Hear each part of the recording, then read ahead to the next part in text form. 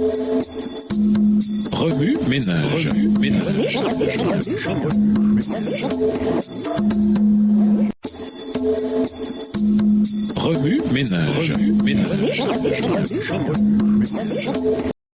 Bienvenue dans votre émission Remue ménage. Nous avons une leçon de vendredi interrogée. Dans votre classe d'école du sabbat ou votre groupe d'études bibliques, utilisez les questions ci-dessous pour étudier le passage principal de cette semaine et les versets qui l'accompagnent. Discutez de ces questions avec le reste du groupe.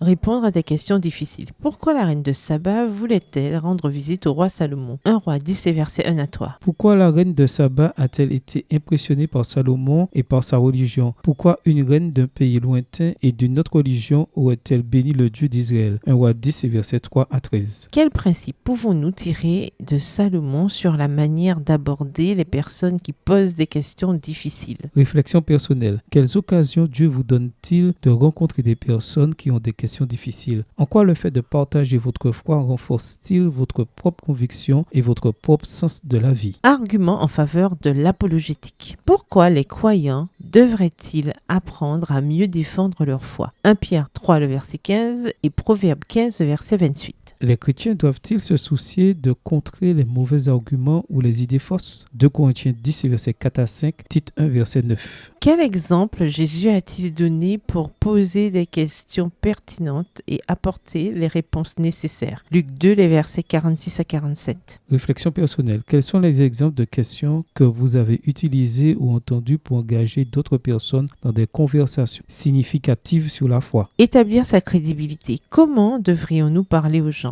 Quel ton devrions-nous adopter? Luc 4, le verset 22 et Colossiens 4, le verset 5 à 6. Quel est l'argument le plus fort en faveur du christianisme? 1 Corinthiens 13, verset 8, 1 Jean 4, verset 8. Réflexion personnelle. Comment pouvez-vous établir votre crédibilité et votre influence auprès de votre entourage? Point clé à retenir, nous devons accueillir favorablement les occasions d'entrer en contact avec des personnes d'autres cultures et religions. Tous les croyants, et pas seulement les pasteurs ou les experts, doivent être prêts à défendre leur foi. Les gens sont plus touchés par l'amour que par les arguments. Au revoir. Et à demain si Dieu veut. Remue ménage.